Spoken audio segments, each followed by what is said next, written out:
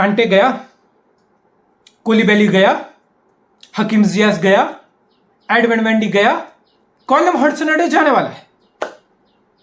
5 या 6 player Chelsea के कहां जा रहे हैं, कहां जा रहे हैं? कहीं और की बात नहीं कर रहा मैं, जो नाम गिनाए मैंने, कहां जा रहे हैं? सऊदी। आप बोलोगे क्या हो गया?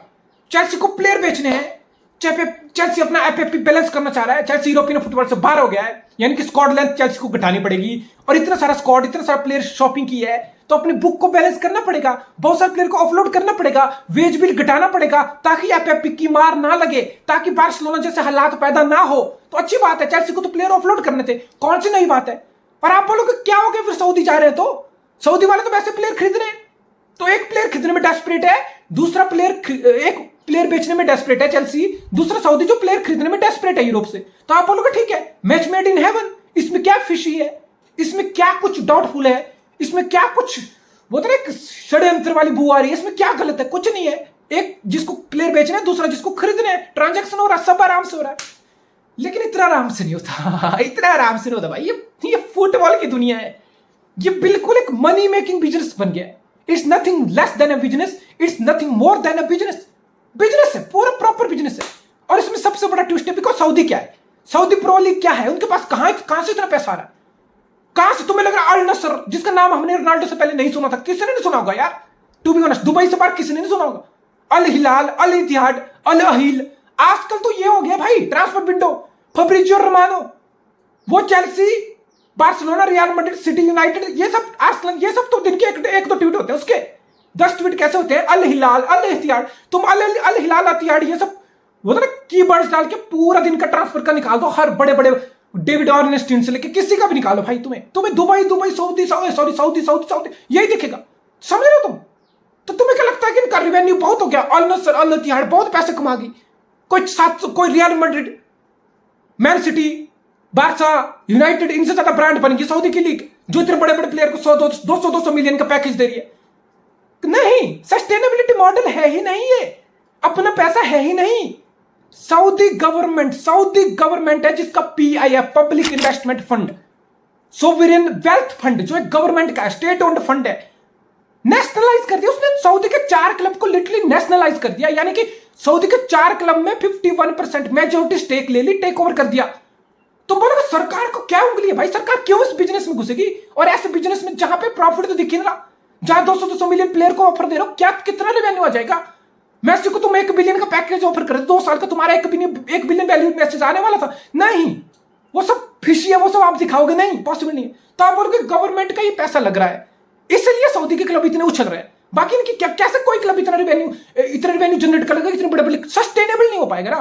तो बेसिकली सऊदी की गवर्नमेंट पैसा लगा रही है, ठीक है, सऊदी गवर्नमेंट पैसा लगा रही है, और फिर वो प्लेयर को उठा रही है, और फिर आता है चेल्सी का गेम। बिकॉज चेल्सी का लास्ट ईयर टेक ओवर हुआ था 2.4 बिलियन के पाउंड के राउंड। टॉड बॉयली जो कस्टोरियम बना था, जो करता धरता जिसको बनाया गया था, क्लियर लेक कैपिटल, जो कैलिफोर्निया की प्राइवेट इक्विटी बेस्ड फर्म है, क्लियर लेक कैपिटल, जिसका बगदादी इकबाली जो चेल्सी का चेयरमैन क्या बना, स्पोर्टिंग डायरेक्टर, वो है उसका। तो वो उसने क्लियर लेक कैपिटल ने 60% स्टेक चेल्सी का खरीदा था, 40% बोइली के पास था। यहां पे आता सबसे बड़ा ट्विस्ट, यहां पे सबसे बड़ा ट्विस्ट है कि जो आपका सऊदी अरेबिया का पीआईएफ है, जो सऊदी प्रो लीग में पैसा लगा रहा है और प्लेयर उठा रहा है, वही सऊदी अरेबिया का पीआईएफ, पब्लिक इन्वेस्टमेंट फंड, जो स्टेट ओन्ड है, सरकारी फंड है, वही चेल्सी के क्लियर लेक कैपिटल में पैसा लगा चुका है। यस, वो इन्वेस्टेड है, वो clear Lake capital equity firm है। इक्विटी फर्म क्या करती? इस कंपनी से कुछ लिया, इस कंपनी से पैसे लिए, उस कंपनी से पैसे लिए, उस कंपनी पे पैसे लगाए, आगे जाके कहीं और लगा दिए, पर फंड को डाइवर्सिफाई करके मैंने 100 रुपए दे दिया क्लियर लेक इन्वेस्टमेंट को, क्लियर लेक कैपिटल को, ये लो मेरा 100 रुपया। वो बोलेगा ठीक है 100 रुपए रखो, क्वार्टरली, हाफ ईयरली आपको 100 रुपए पे हम इतनी रिटर्न देंगे, या 5 साल बाद तुम्हारा 100 रुपए को डबल करके दे देंगे। इक्विटी फर्म यही करती है। तो क्लियर लेक कैपिटल में पैसा किसका लगा हुआ? बहुत कंपनियां, 40 कंट्रीज हैं जिनकी डिफरेंट कंपनीज, इंडिविजुअल का पैसा clear Lake capital equity firm में लगा है। आप बोलोगे कौन सी बड़ी बात है? उसमें से एक ये भी हो गया, सऊदी अरेबिया का पीआईएफ हो गया। बिकॉज सऊदी अरेबिया क्या है, कहां से पैसा आ रहा है? ऑयल से, गैस से, यही सबसे पैसा आ रहा है ना। और इनको पता है कि ये फ्यूचर नहीं है, green energy, hydrogen energy future 5, 10, 15 साल, गैस और ऑयल दुनिया का फ्यूचर नहीं है। तो उनको ये चीज आज ही समझ आ गई है। तो पैसा आ रहा है ना तुम्हारे पास, कुछ पैसा तो आपने अपनी डेवलपमेंट, कंट्री की डेवलपमेंट इन्वेस्ट कर दिया।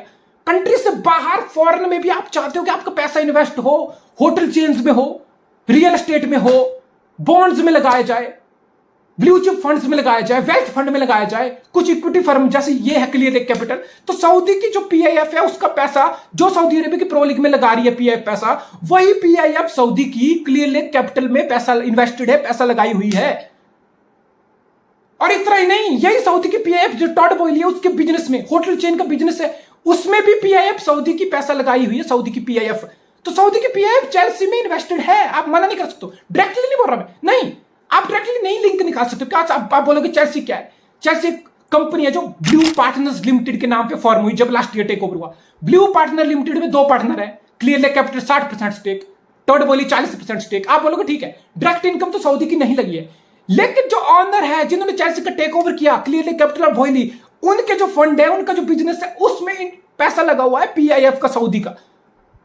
और अब अगर चेल्सी के ऊपर एफएफपी का डंडा पड़ेगा, जस्ट इमेजिन एफएफपी ब्रीच हो गया, बिकॉज इतने प्लेयर हैं, ऑफलोडिंग करनी पड़ेगी ना। एफएफपी का ब्रीच हो गया, बैलेंस शीट आपकी वेज बिल बैलेंस नहीं हुई, आपके ऊपर कुछ बैन लग गया, यानी कि चेल्सी की ब्रांड पे फर्क पड़ेगा। चेल्सी की ब्रांड पे फर्क पड़ेगा तो चेल्सी का ऑनर के जो पैसा लगा उन पे अल्टीमेटली फर्क पड़ेगा ना। और जो चेल्सी के ऑनर पे फिर जिसका पैसा इन्वेस्टेड है उस पे फर्क पड़ेगा। चेल्सी के ऑनर्स में, उनकी कंपनीज में जिन्होंने चेल्सी खरीदी है, किसका पैसा इन्वेस्टेड है? सऊदी के पीआईएफ का। यही सारी गेम है भाई, लिटरली यही सारी गेम है। तो इसलिए बड़ा सिंपल है, इसलिए बड़ा सिंपल इसलिए कि चेल्सी को कौन दे देगा भाई? हकीम जियाज का कोई कितना पैसा कौन दे देगा? यूरोप में आप ऑफलोड करेंगे उसको, 5-10 मिलियन से ऊपर कोई नहीं देगा। एडवर्ड मेंडी कितना दे देगा? 10 मिलियन से ऊपर उसका कोई नहीं देगा यूरोप में। सेम विद कोलिबेली 5-10 मिलियन से ऊपर कोई नहीं देगा यूरोप में उसका। लेकिन सऊदी वाले देंगे 15, 20, 25, 30, 40 मिलियन तक देंगे। वो तो मेन प्लेयर का कंटे तो ठीक है, फ्री एजेंट के, आप बोलोगे उससे क्या कमा लिया किसी ने, नहीं कमाया, ठीक है। लेकिन बाकी प्लेयर है ना, समझ लो तुम, इनका 20-30 मिलियन इजीली सऊदी दे देगा, बिकॉज उनको पैसा फेंकना है। उनके पीछे कोई यूएफए नहीं है, उसके पीछे कोई पूछने वाला नहीं है भाई। उनकी तो स्टेट गवर्नमेंट उल्टा पैसे डाल रही है कि लो हमसे पैसे लो, नेशनलाइज किया जा रहा है, तुम्हें सरकारी पैसा दिया जा रहा है, उठाओ जिसको उठाना है, मेसी, रोनाल्डो, बेंजेमा, कांटे, हकीम जियाज, जो मर्जी उठाना उठाओ। तो ये है वीडियो ट्विस्ट, इससे चेल्सी का काम हो रहा है, इससे चेल्सी का काम हो रहा है। चेल्सी के प्लेयर ऑफलोड हो रहे हैं इनफ्लेटेड प्राइस पे, समझ लो। जिसका 10 मिलियन यूरोप में मिलना था सऊदी 30 दे देगा, यानी कि चेल्सी की बुक बैलेंस हो जाएगी। चेल्सी दिखा देगा कि 10 प्लेयर ऑफलोड कर दिया हमने, इतने पैसे आ गए, वेज स्ट्रक्चर से, वेज बिल से घट गई, खाली होगी जगह, एफएफपी की बुक बैलेंस होगी हमारी, बच गए हम, समझ रहे हो तुम? समझ रहे हो? तो मतलब इट्स लाइक कि मतलब गिव एंड टेक हो रहा है, समझ रहे हो? एक हाथ अगर गंदा होना, एक हाथ अगर तुम्हें धोना होना तो दूसरा हाथ तुम्हें गंदा करना पड़ेगा। ऐसे बचती है। इट्स नॉट लाइक एक हाथ गंदा, मैं ऐसे धोता रहूं नहीं साफ होगा ना। दूसरा हाथ, एक हाथ को धोने के लिए दूसरा हाथ लगता है। गिव एंड टेक, तुम्हारा फायदा मेरा फायदा, तुम भी खुश मैं भी खुश, मतलब समझ लो किस लेवल का बिजनेस किया जा रहा है। और ठीक है यार, चेल्सी को प्लेयर ऑफलोड करने हैं, बिकॉज तुम्हारे पास यूरोपियन फुटबॉल भी तुमसे जा चुका है, और फिर यूरोपियन फुटबॉल जा चुका है तो स्क्वाड लेंथ की और लिमिट होती है, स्क्वाड लेंथ और घटानी होती है, और वेज बिल घटाना पड़ता है ताकि एफएफपी की ब्रीच ना हो। एफएफपी का ब्रीच होगा, ट्रांसफर बैन लग गया, कुछ उल्टा सीधा हो गया, प्लेयर रजिस्टर नहीं कर पाए, तो चेल्सी का प्रोजेक्ट शुरू होने से पहले खत्म हो जाएगा, लिटरली खत्म हो जाएगा। तो फिर चेल्सी में जो इन्वेस्टर है वो नहीं चाहेंगे पीआईएफ जैसे, सऊदी जैसे, कि चेल्सी के अंदर ये दिन आ जाए, इतनी खराब हो जाए चीजें। तो भाई ये मतलब मिलजुल के जुगाड़ किया जा रहा है, और ठीक है। लेकिन Koulibaly, Edouard Mendy literally Thomas Tuchel last year जब चैंपियन लीग जीती, एडवर्ड मेंडी वाज लाइक, उस एडवर्ड मेंडी का आप करियर देखोगे ना, एडवर्ड मेंडी को उससे पहले भी कुत्ता नहीं जानता था भाई। सेनेगल का है, कहां का वो, न कोई नहीं जानता, किसी ने नाम ही नहीं सुना टॉप फुटबॉल में उसका। चेल्सी में आया ऑल ऑफ सडन, थॉमस ट्यूखल की टीम में चैंपियन लीग जीत गया, goalkeeper of the champion league की टीम का गोलकीपर बन गया वो। एंड वी वर लाइक कौन है ये आदमी, और उस बंदे में आ गई वो बंदा, पता है खुद को लिटरली उसने क्या समझ लिया कि मैं फील्ड पे खेलूंगा, मैं ये कर लूंगा। अगर लिटरली पिछले से पूरी हवा निकल गई एडवर्ड मेंडी की, हवा निकल गई भाई, बेंच में स्टार्ट हो गया वो। आज एडवर्ड मेंडी सऊदी चला गया, कुत्ता नहीं पूछ रहा। कुलिबैली, तुम्हें पता मैन सिटी 2 साल पहले जब रूब इंडियाज को लेने वाली थी, 3 साल पहले, कुलिबैली का लिटरली सिटी 60 मिलियन दे रही थी मेरे भाई, 60 मिलियन नेपोली को सिटी दे रही थी। नेपोली पता कितना मांगता था? 75। 70 से कम नहीं लेंगे हम, सिटी 60 पे अटकी थी, 10 मिलियन का वैल्यू इसमें फर्क था। अब मैं बोलूंगा भाई सिटी ने थैंक यू भाई जिकी, Man City management thank you very much, thank you Napoli भाई, Napoli thank you very much, जो तुमने इतना ज्यादा कुलिबैली को वैल्यू किया। और चेल्सी ने भी लिटरली उसको 40 में खरीदा था पिछले साल, और प्रीमियर लीग में, मतलब कोहली सोच के बोलेगा यार मैं क्यों आया था प्रीमियर लीग में, क्या हुआ मेरा, मतलब समझो एक बात है, आप प्रीमियर लीग फुटबॉल खेलना आपका सपना होता है, आप खेलने को नहीं मिलता, आपका करियर बाहर ही निकल जाता है, तो आपके मन में एक अफसोस रह जाता है कि काश मैं प्रीमियर लीग में खेल पाता, दुनिया की बेस्ट लीग, ऐसा कुछ में कंपीट कर पाता, खुद को दिखा पाता, प्रीमियर लीग का एक्सपीरियंस मेरे करियर में होता, मैं बोल पाता, एक तो होता है आपका प्लेयर एज आप खेल ही नहीं पाते, आपका वो दुख रह जाता है कि मैं प्रीमियर लीग में खुद को खेलता हुआ देखना चाहता था। एक होता है आप प्रीमियर लीग में आ गए, एक साल में कुत्ता नहीं पूछा आपको, फिर निकल गए। भाई ये ज्यादा बुरा, ये लिटरली ये ज्यादा बड़ा रिग्रेट है कि प्रीमियर लीग में आ भी गए, एक साल कुछ नहीं हुआ, निकल भी गए, किसी को कुछ फर्क नहीं पड़ा। मतलब समझ लो तुम, अब कोहली का कोई नाम सुनेगा प्रीमियर लीग के क्लब का, इंग्लैंड का या प्रीमियर लीग फैन, बोले नेपोली में प्रूव किया, किसको फर्क पड़ रहा है, चला गया, फिर प्रीमियर लीग में कुछ नहीं होता, चला गया सऊदी में। समझ लो इट्स लाइक अ प्लेयर को कुछ प्रूव करना था, वो प्रूव कर ही नहीं पाया। And I am sure Kohli के पास ऑप्शन होंगे, ऐसा नहीं हो सकता 20 मिलियन 25 मिलियन जो भी उसको ऑफर दिया होगा सऊदी का, ऐसा नहीं हो सकता प्रीमियर लीग में कुछ 6वें नंबर का 10वें नंबर का कुछ तो ऑफर होगा उसके बाद। बट इट्स लाइक कि वो 5 मिलियन में सैलरी दे रहा है, वो 25 दे रहा है, मैं कहां जाऊंगा। बड़ी ऑब्वियस सी बात है, बड़ी सिंपल सी बात है।